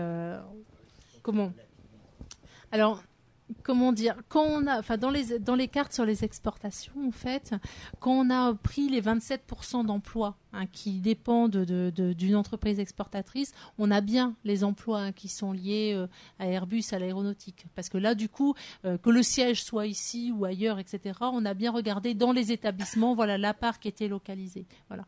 En termes économiques, c'est beaucoup plus compliqué, parce que, je veux dire, on voit bien qu'on fasse, en analyse macroéconomique, on voit rien du tout, puisque ça sort pas par le port de Saint-Nazaire. Donc, voilà, c'est fichu. Donc, on n'a pas d'informations macro. Et en termes microéconomiques, on voit aussi que c'est compliqué parce que finalement on a des comptes d'entreprise et pas des comptes d'établissement et que du coup on a du mal à avoir finalement une idée du poids économique de la région dans ces secteurs. Donc on peut le mesurer en termes d'emploi, c'est ce qu'on avait voulu faire par ces 27%, justement en disant quelque part que le siège soit dans la région ou ailleurs, on a vraiment plutôt besoin de savoir quel est le poids qui est lié aux entreprises exportatrices. Par contre, à part l'emploi, on a quand même beaucoup de mal à mesurer la part économique. Et c'est vrai que je pense qu'un des seuls moyens, on avait fait une étude sur le port de Nantes-Saint-Nazaire, où du coup on avait regardé on avait regardé quels étaient les sous-traitants du port de Nantes-Saint-Nazaire, donc quels étaient les emplois qui étaient liés au cœur de métier à Nantes-Saint-Nazaire et quelle était la part des sous-traitants du port de Nantes-Saint-Nazaire. Donc on pourrait faire ce type d'analyse sur Airbus. Ce serait le meilleur moyen finalement de savoir quelle est la part la part économique dans la région et la part liée à la sous-traitance, puisque c'est la même manière, avant que quelqu'un me pose la question, c'est quelque chose qu'on mesure très mal statistiquement et de la même manière, on n'a pas d'informations, on n'a que quelques enquêtes nationales, mais on n'a pas d'informations locales sur la sous-traitance. Et moi, je déplore ça effectivement, parce que je trouve qu'économiquement, c'est quelque chose qui manque beaucoup. Et le seul moyen de le mesurer, c'est de prendre une entreprise et de l'analyser complètement, en fait. Une question sur l'exportation. Quand vous parlez d'exportation, il s'agit bien d'exportation à l'extérieur du territoire national. Voilà. Est-ce qu'il ne serait pas intéressant d'avoir une mesure, est-ce qu'on peut avoir une mesure de ce qui sort de la région pour d'autres régions? Est-ce que c'est intéressant ou pas? J'en sais rien, je me pose la question.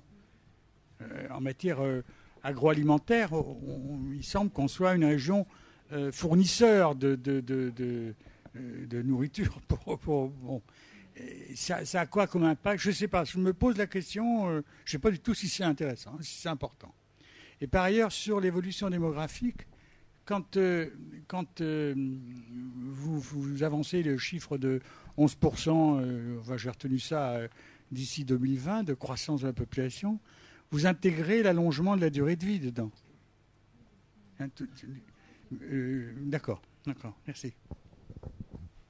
Oui, alors pour répondre d'abord sur la partie population, donc pour répondre d'abord sur la partie population, effectivement, les modèles prolongent les tendances passées et prennent en compte l'augmentation de l'espérance de vie, voilà, les taux de natalité, taux de mortalité, etc.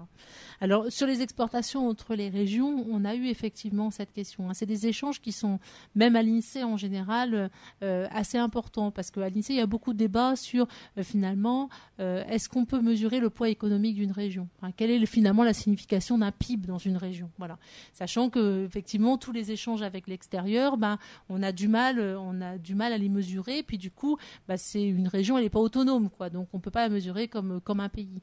Et donc c'est vrai que statistiquement, on n'arrive pas à mesurer les échanges entre les régions. Donc on a quelques informations sur le transport routier. Mais du coup, c'est quand même très difficile de mesurer les échanges. Et on s'est posé des questions aussi en termes de développement durable. C'est-à-dire, dans l'autre étude que l'on fait sur les indicateurs de développement durable, on pourrait mesurer finalement combien de transports passent par chez nous, quelle est la consommation de CO2 quelle est les émissions de CO2 finalement sur quelle partie du territoire. Et c'est des choses qu'on ne mesure pas bien statistiquement. Et je pense que la question est importante. Mais pour l'instant, on n'a pas les moyens statistiques, en tout cas, de mesurer ça. Dans les transports, on ne peut pas le ferroviaire, par exemple. Ouais. Alors, en même temps, sur les marchandises, le ferroviaire, je veux dire, à mon avis, ça, c'est comme pour les immigrés de tout à l'heure. Je pense qu'en même temps, le phénomène reste marginal. Alors, ça fait les gros titres des journaux. Sur les déplacements domicile-travail, Ah oui. vous n'avez pas le ferroviaire. Mm. Alors, il y a du déplacement domicile-travail. Oui, tout à fait. Et pas Epsilon. Oui, c'est la voiture. Alors, on a les taux d'équipement en termes de, la part de la voiture, et donc effectivement, la voiture est quand même très largement majoritaire. Donc, je sais plus. Mais c'est vrai qu'aujourd'hui, on ne prend pas en considération.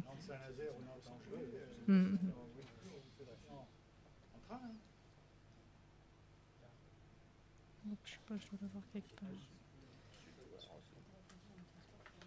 Bien. Bon, Le temps que je trouve. Donc c'était 78%. Bon. La part de la voiture en fait. Donc c'est quand même 3/4. Voilà. Oui. C'est 3/4 des déplacements sont faits par la voiture. Oui, mais voilà justement un indicateur qui est bien représentatif du passé. Là, en l'espace de quelques années, les choses sont en train d'évoluer très, très rapidement, les comportements, etc. Donc, voilà. Bon. Allez. Alain Le Neff, je vais revenir sur votre donnée sur la recherche et développement. Bon, il y a au tableau là le fait que nous soyons, Pays de la Loire, 5e rang dans le PIB national. Et vous avez dit qu'en recherche et développement, nous serions au 17e rang. Moi, je suis très étonné de cette 17e place, étant donné qu'il y a quand même pas mal de matières grises qui existent dans le Pays de la Loire. Et je trouve ça tout à fait étonnant. Alors, est-ce qu'il n'y a pas un biais dans votre résultat statistique? Voilà la question que je vous pose très clairement sur ce sujet-là. Alors, évidemment, ça dépend de l'indicateur qu'on regarde. Donc là, moi, j'ai juste regardé les dépenses de recherche et développement. Donc l'indicateur, le rang était juste sur celui-là. C'est pas un indicateur général sur l'innovation. Alors, attendez. Donc moi, la seule chose que j'ai regardée, c'est sur les dépenses intérieures en recherche et développement. Et c'est sur cette part-là que je disais qu'on était une part très basse. Bon, effectivement, si on regarde en termes de nombre de chercheurs.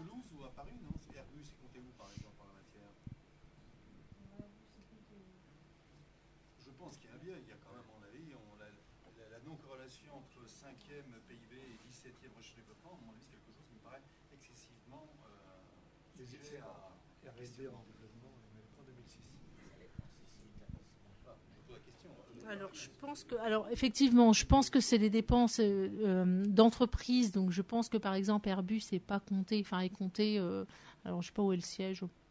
À Paris, peut-être. J'ai un petit doute. Hein. Enfin, je te laisse le. Oui, mais du coup. Ça doit être par établissement.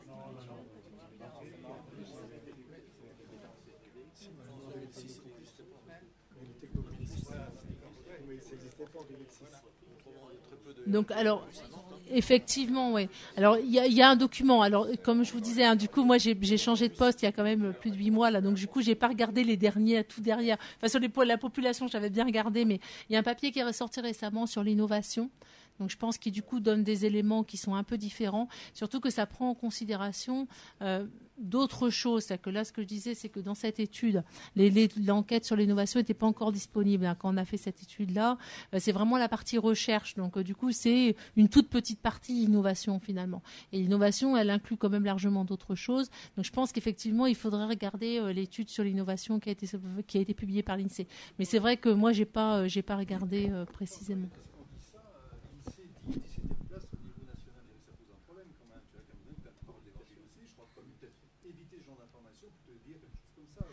Alors, moi, je suis pas d'accord. Hein. Je veux dire, quand même, en termes de dépenses de recherche et développement, on est à ce rang-là. Ça, c'est une information statistique. C'est une information statistique qui a été reprise dans les stratégies régionales d'innovation. C'est une information qui n'est pas contestée par aucun spécialiste de la recherche et du développement.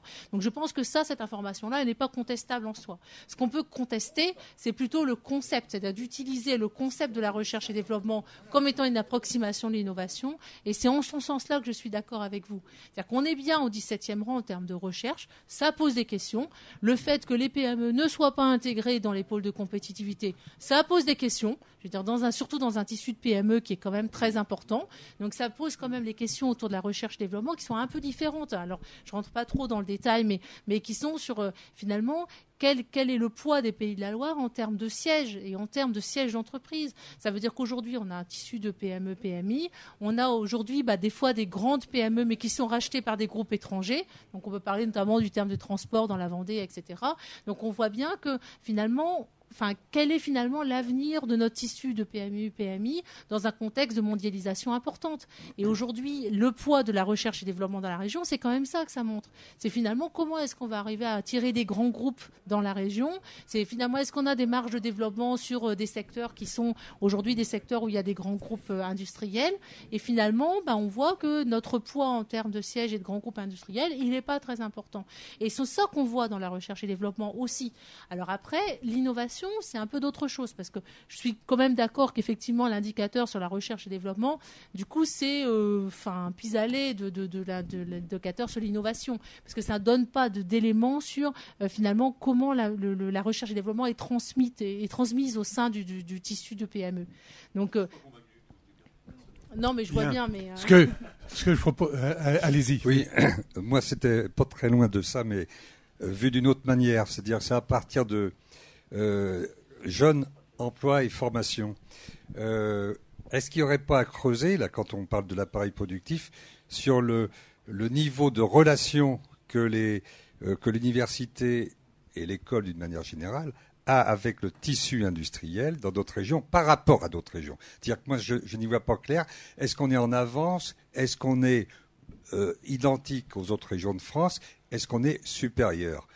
Entre la relation entre l'appareil de formation et de recherche et d'universitaire et l'appareil productif. Ça, ce serait à creuser, je trouve.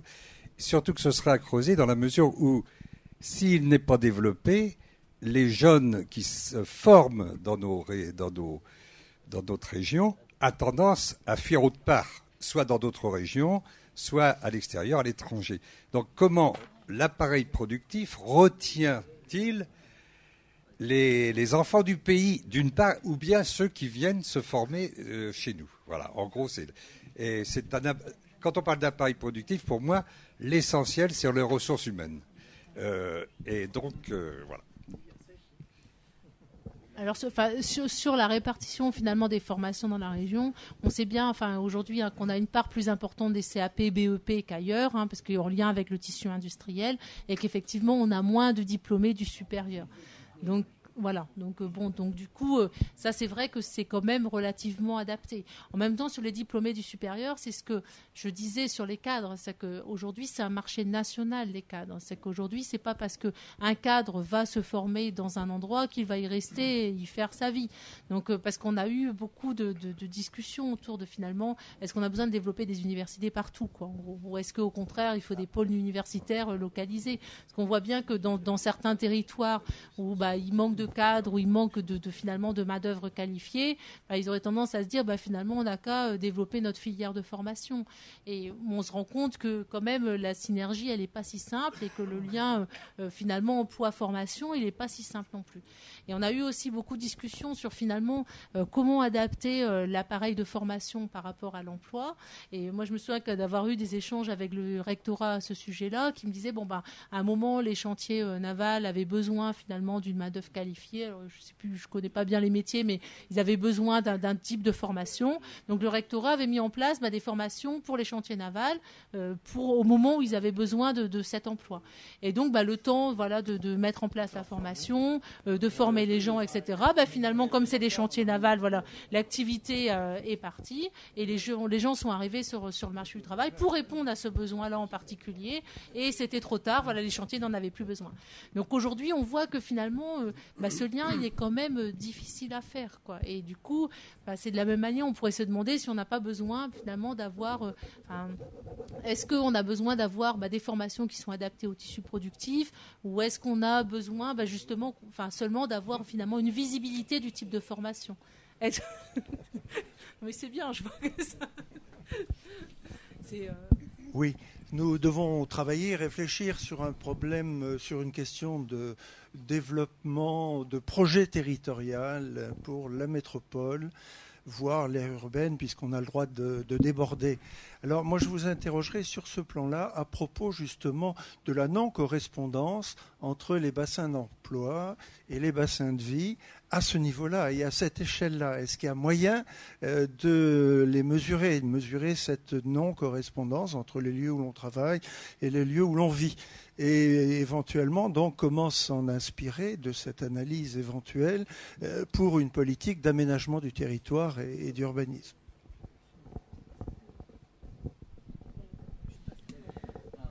Alors du coup, je prends la parole parce qu'en fait, on a sorti en fin d'année un dossier sur la périurbanisation et l'étalement urbain en Pays de la Loire, dont j'étais le chef de projet, donc c'est pour ça que Nathalie me passe le micro. Et en fait, alors au niveau du phénomène d'étalement urbain, on a eu une approche un peu développement durable aussi, à regarder finalement le côté environnemental, économique et social. Donc finalement, vous n'êtes pas sans savoir qu'on est dans une région très attractive. Nantes Métropole est un point assez attractif aussi. Et en fait, on a essayé de voir si le phénomène de périurbanisation, c'est-à-dire que les villes rejettent leurs habitants en deuxième couronne, voire un peu plus loin jusque dans le rural, ce phénomène-là, est-ce qu'il avait un volet économique? Et en fait, il se trouve que la déconcentration est beaucoup moins forte au niveau des emplois. Il reste majoritairement concentré en ville. Et donc, du coup, on va se retrouver confronté à des problématiques de si on ne fait rien et si ça continue, de mobilité, donc problème d'énergie liés à ces déplacements. Parce que finalement, de mémoire, je crois qu'on a mis en 7 ans 180 000 personnes de plus sur les routes. Et dans mon étude, je ne comptabilise que les personnes qui changent de commune pour aller travailler. Donc il y a certainement plus de monde encore. Donc il y a ce problème-là. Le problème énergétique aussi, par le fait que finalement, le phénomène est très lié au fait que dans la région, les gens ont un fort désir d'accession à la propriété et un fort désir de maison individuelle avec jardin. Donc forcément, ça consomme plus. Après tout cela... finalement, l'offre d'emploi sur le territoire, donc en ville ou plutôt à la campagne, n'est pas la même et n'est pas forcément en adéquation avec les personnes qui habitent. Donc, on a des problèmes d'accessibilité à l'emploi plus ou moins favorables selon la catégorie socio-professionnelle des gens. Donc, il y a vraiment beaucoup de problématiques autour de ce sujet. On pourrait dire beaucoup de choses. Et effectivement, dans cette étude-là, il y a quelques éléments de réponse à votre question. On pourra avoir ces éléments. Comment est-ce qu'on peut les avoir? C'est publié sur le site, c'est sorti. Oui, tout à fait. Je veux bien, quand vous voulez, vous faire une conférence sur le sujet. Pas de problème. Tout à fait. On retient la suggestion. Oui, bonsoir. Olivier Flamand. J'ai 2 questions pour vous, et qui commencent à être de plus en plus cernées par les questions précédentes. La première, c'est dans ce que vous présentez. Donc, c'est surtout des données, j'ai envie de dire, brutes, parce que l'INSEE collecte des données, et la majorité de votre travail, c'est de s'assurer que ces données sont viables, sont fiables, j'imagine.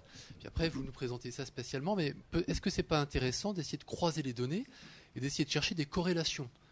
Et des corrélations peut-être immédiates, mais peut-être aussi avec un déphasage. Et ce déphasage, par exemple, entre l'ouverture d'une route et plus d'emplois, ou au contraire moins d'emplois, etc. Est-ce que c'est pas ça qui serait intéressant ? C'est-à-dire exploiter ce qu'on a pu voir par le passé sur quels sont les effets qui en entraînent d'autres. Est-ce que ça ne peut pas irriguer plutôt notre réflexion aujourd'hui, plutôt que d'essayer de prévoir l'avenir comme ça de manière brute ? Et puis, la deuxième question, c'est vis-à-vis de votre réflexion tout à l'heure, vous disiez que les catégories que vous traitiez étaient un petit peu rigides, puis qu'on ne les changeait pas du jour au lendemain. On arrive aujourd'hui avec un monde qui change, et puis il y a des questions qu'on ne posait pas hier aux gens, on les pose aujourd'hui, et donc on manque de données vers le passé. Est-ce qu'il est possible pour vous de revenir sur les données passées, de les subdiviser pour créer des catégories qui n'existaient pas jusqu'à présent, pour les traiter avec des catégories modernes ? Alors, sur la première, donc, moi je suis assez d'accord que ça serait tentant de se dire on va réussir à mettre en place un modèle qui permet d'expliquer, etc., où on rentre pas mal de variables explicatives et puis on arrive finalement à trouver des liens. Alors ce qu'il faut voir, c'est que ces modèles, déjà au niveau national, on a énormément de mal à les faire fonctionner, parce que justement on n'a pas de données assez précises et suffisamment de données et sur suffisamment longtemps pour que ces modèles soient vraiment efficaces. Et donc au niveau régional, on ne s'est pas lancé dans l'idée de faire une modélisation. Alors parce que justement, c'est qu'on pense que c'est très compliqué en fait d'obtenir des résultats dans ces modèles. Donc moi j'en ai fait par le passé, mais sur des choses plus précises, sur les effets de certaines mesures d'insertion, par exemple, sur des choses comme ça. On sait que il y a une variabilité importante de la modélisation, et on sait qu'aujourd'hui, plus on arrive soit à un niveau territorial fin, soit finalement on n'a pas assez de données dans le long terme finalement pour faire de la modélisation, et plus c'est compliqué d'en retirer quelque chose.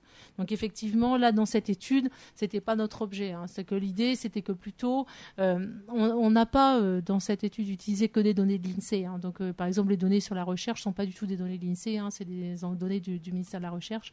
Donc, on a essayé de compléter, de compiler des données sur des thèmes variables, et puis d'essayer de couvrir, disons, des sujets transversaux, même si c'était pas automatiquement des données issues de l'INSEE.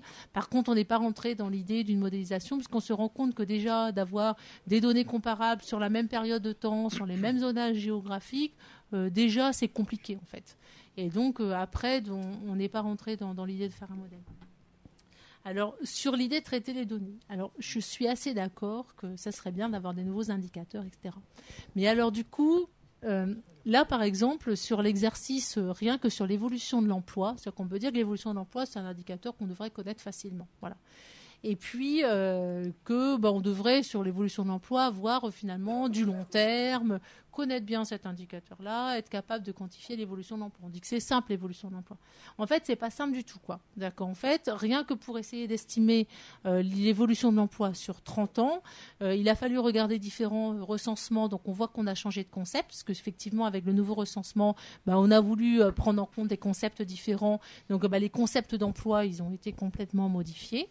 Bon, mais justement, pour essayer de se rapprocher, d'une définition plus juste de l'emploi, avec une meilleure prise en compte, une meilleure prise en compte de la précarité, etc. Sauf que du coup, c'est plus comparable au recensement précédent. Donc on se trouve avec des problèmes de comparaison, des problèmes de champ, etc. Donc c'est pour ça qu'on a fait en écart, en fait, en écart par rapport à la province, parce que du coup, c'était notre seul moyen d'essayer d'avoir une information de long terme. Si on utilise des données de type acédique, etc., c'est bien pour la partie conjoncturelle, mais en fait, on ne les a pas sur du très long terme. Donc, on voit que dès qu'on passe sur des choses qui sont de l'ordre de 30-40 ans, on a du mal à avoir des sources qui aient gardé la même comparabilité. Si on utilise des sources type données annuelles, déclaration annuelle de données sociales qui sont des sources très riches sur l'emploi, on voit qu'en 2002, on a eu un changement de concept, justement, avec les changements de nomenclature. Du coup, on ne peut plus comparer. Donc, on s'aperçoit que finalement, dès qu'on veut faire un peu de long terme, qu'on veut suivre des indicateurs, finalement, on a essayé de faire changer ces indicateurs pour mieux faire prendre en compte la réalité et qu'après, on a beaucoup, beaucoup de mal à reconstituer les séries. Donc, on peut les faire sur certaines choses ponctuelles, mais sincèrement, on s'est quand même essayé sur cette étude et ça a été un de gros investissements et un des gros coûts et on a eu beaucoup, beaucoup de mal, quoi. Et même sur des concepts simples. Sur des concepts, on se dit que quand même, regardez le taux d'emploi, le taux de temps partiel, c'est des choses qu'on devrait mesurer facilement et en fait, c'est pas le cas, quoi. Bien, Henri. Oui, merci. Ce n'est pas une question que je voudrais vous poser, mesdames, mais c'est faire part à tout le monde d'une réflexion qui m'est chère et qui est un petit peu générale. Je suis arrivé à Nantes en 1959 et je suis rentré aux ateliers chantiers de Bretagne en 1964. Il y avait 4000 personnes, 1500 chez Division, dans un secteur d'industrie assez lourde. Comme chacun le sait, 5500 personnes, ça fait travailler des tas de gens à côté, quoi. Et quand on sait qu'en gros, un salarié en fait vivre 4, c'est à peu près ça, non? Bon. Ce n'était pas du tout des sous-traitants. Ils faisaient de la production, ils livraient des fournitures, mais ils avaient des bureaux d'études qui leur permettaient de faire la conception de ce qu'ils fabriquaient. Non seulement dans la construction navale, mais au Batignolles, chez Bruxelles, tout ça a disparu. Vous avez tout à l'heure parlé d'énergie renouvelable et des équipements qui vont bien avec. Je ne parlerai pas des grandes éoliennes. Ce que veulent faire STX et les autres, ça c'est parfait. Les éoliennes actuellement sont construites, conçues et réalisées à l'étranger, en Allemagne, au Danemark. En France, électroencéphalogramme plat. Ce que je suggère, et c'est ça ma remarque, c'est que l'on vise des secteurs porteurs d'avenir et que l'on se dote des moyens qui permettent de maîtriser toute la ligne, depuis l'étude de conception jusqu'au retour d'expérience, parce que, croyez-moi, qu'à partir de ce moment-là, quand on maîtrise ça avec une ou deux ou trois références significatives en France, il est moins difficile d'exporter partout dans le monde. Voilà.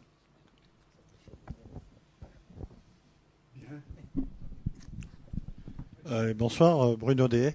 Je voudrais également apporter une réflexion qui complète celle-ci. Vous avez dit au début qu'il y a 3 éléments qui marquent la région, c'est le vieillissement de la population, le coût de l'énergie et le foncier. Moi, je considère que c'est des éléments généraux à toute la France, voire au monde entier. C'est pas spécifique à la région. Je pense, et vous l'avez un petit peu soulevé, ce qui est plus à mettre en exergue, c'est le tissu de PME ou d'entreprises qui n'ont pas de tête ici, comme l'aérospatiale par exemple, enfin Airbus tout le moins. Et je crois que le développement se fera plutôt, alors soit au travers des PME, et si on a un déficit en termes de recherche et développement, c'est aussi parce qu'on a un tissu essentiellement de PME et qu'elles ont moins de moyens pour ça. Donc c'est quand même, à mon avis, plus l'axe de recherche que les autres éléments dont vous aviez parlé au début, à mon humble avis. Alors, en fait, je me suis peut-être mal exprimée. L'idée, c'était pas de dire qu'ils étaient spécifiques à la région. C'était l'idée de dire quels sont les éléments qui peuvent être impactants à l'horizon 2020. C'est les éléments qui peuvent impacter l'économie à l'horizon 2020, et je suis bien d'accord qu'ils ne sont pas spécifiques à la région.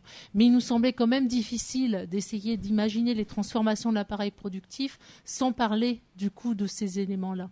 Mais effectivement, on sait qu'on est une région quand même plutôt jeune, donc on va connaître un vieillissement on a une accélération du vieillissement, mais qu'effectivement, on ne va pas être plus impacté qu'ailleurs. On sait bien qu'en termes d'énergie, on a quand même une certaine dépendance énergétique, mais que finalement, les filières traditionnelles de l'énergie, finalement, elles ne vont pas être très touchées. Puis je suis bien d'accord que sur l'éolien, aujourd'hui, on n'a pas de matière à se développer sur le grand éolien, bien sûr, hein, mais je veux dire, l'idée, c'était plutôt de développer dans le petit et moyen éolien.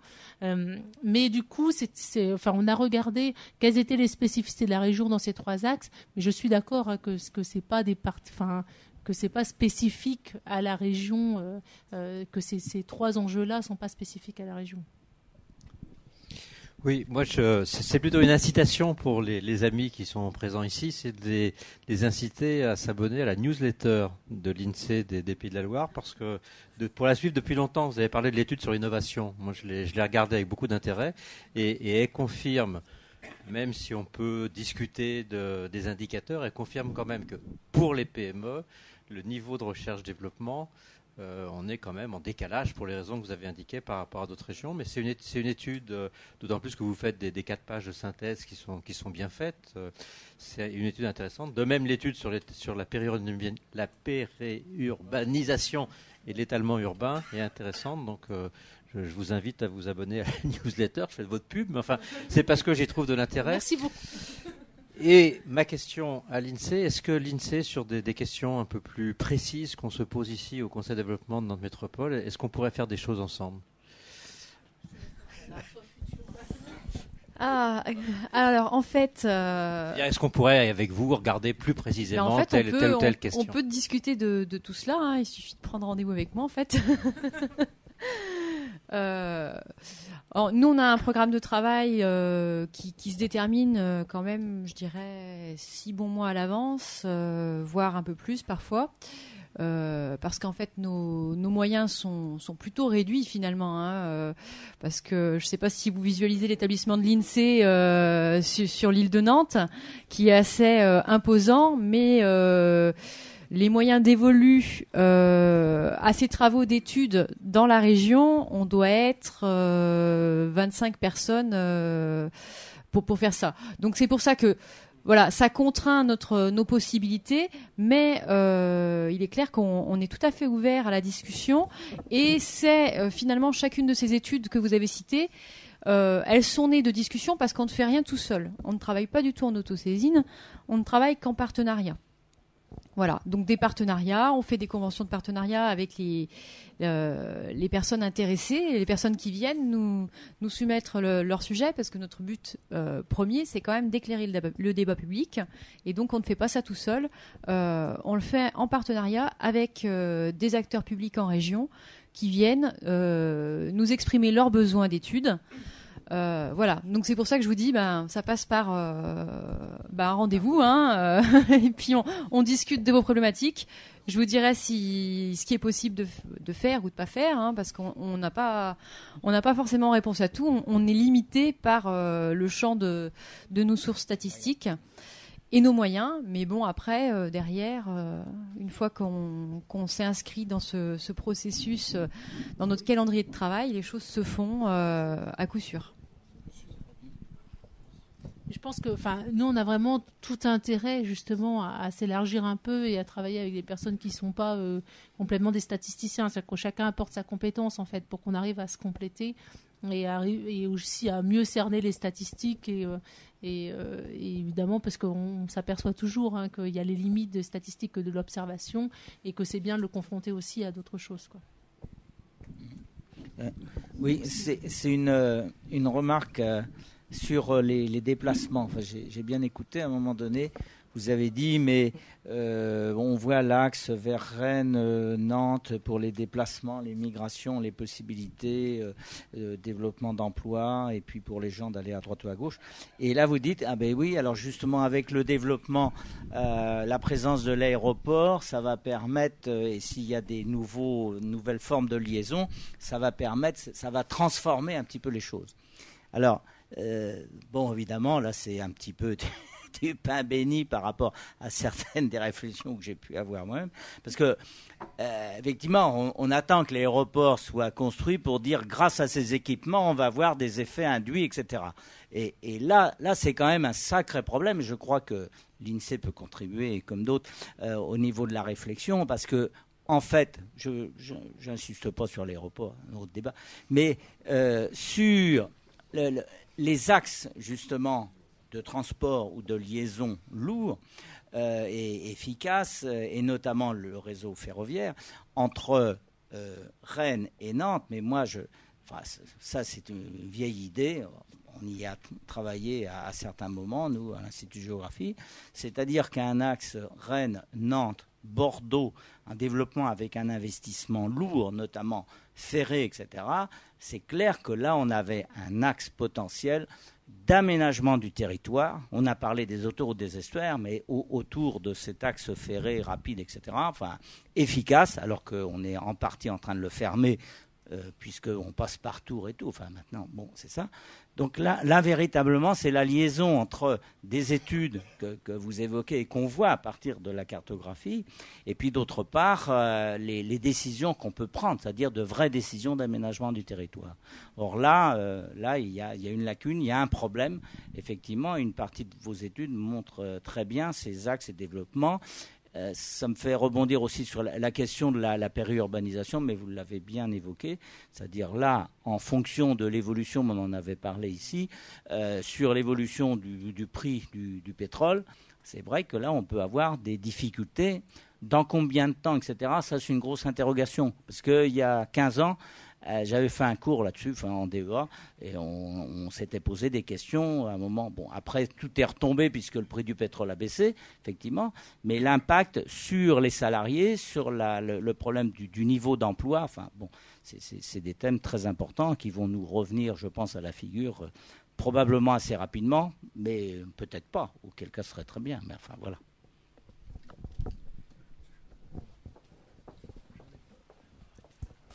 J'avais une question rentrée que je vais sortir quand même. On s'est lié au déplacement. Vous devez avoir, je pense, des statistiques sur les déplacements, l'évolution des déplacements au fil du temps, depuis 20 ans, il y a des évolutions fortes là-dessus.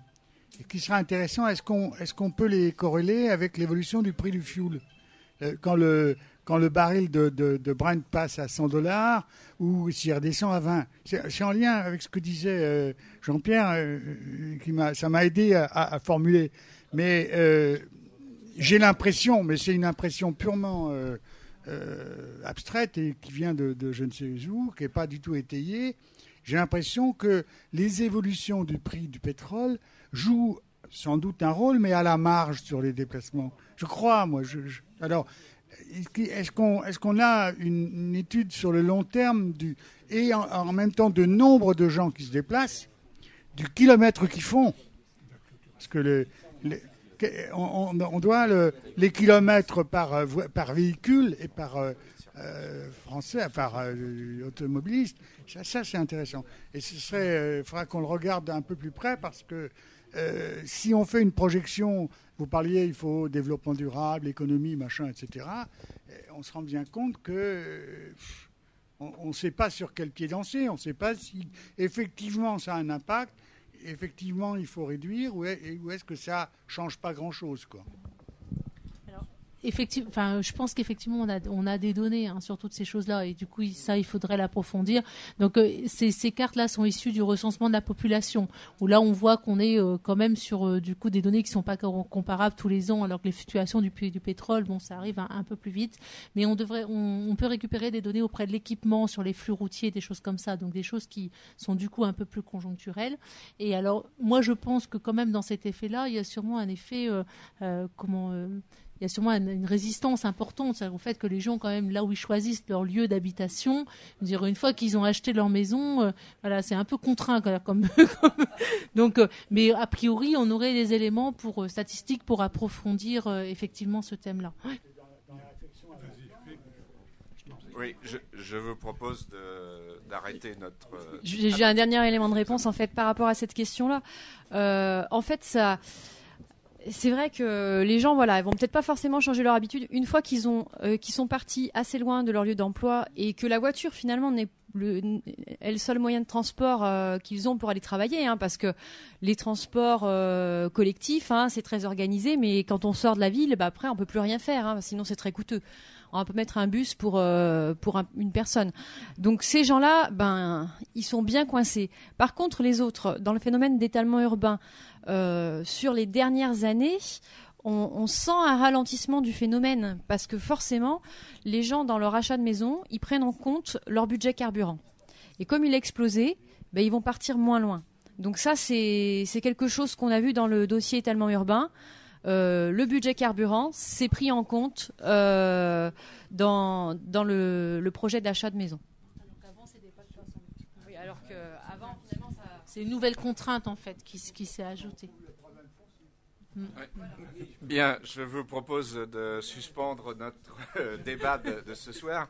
En introduction, Philippe, vous avez remercié de nous avoir rendu attractifs des chiffres très abstraits, mais vous avez vu que notre débat montrait notre soif inextinguible d'en connaître d'autres, et que nous sommes soucieux de vivre au jour le jour, et plus vite que ne le font les connaissances et les statistiques de l'INSEE.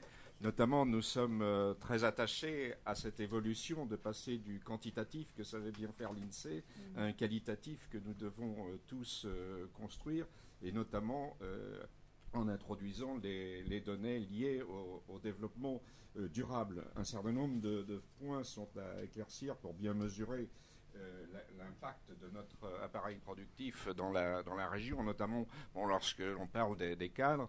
Ne serait-il pas nécessaire de différencier les ingénieurs de production des cadres administratifs? La question a été posée, leur origine, ceux qui viennent en formation restent-ils? Sont-ils des porte-parole ou au contraire jouent-ils les épouvantails? De même, un des points qui a été soulevé, c'est sur la place de la recherche et de l'innovation.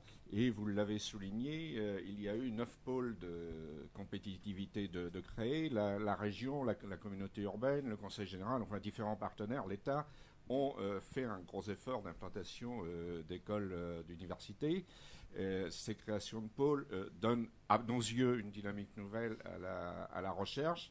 Comment peut-on la mesurer aujourd'hui? Est-ce que ça nous a fait progresser? Est-ce que ça nous a simplement permis de rester à flot avec les autres, ou avons-nous accumulé un peu plus de retard? Ce sont d'autres données que nous souhaiterions sans doute connaître. Alors, il est de tradition qu'à la fin d'une réunion comme ça, on vous remercie, mais le petit dialogue qu'il y a eu entre Michel et puis Madame Rodriguez me laisse supposer que ce n'est qu'un au revoir et que nous souhaitons vous rencontrer très bientôt sur des thèmes dont vous avez vu que nous sommes passionnés. Merci. Merci à vous.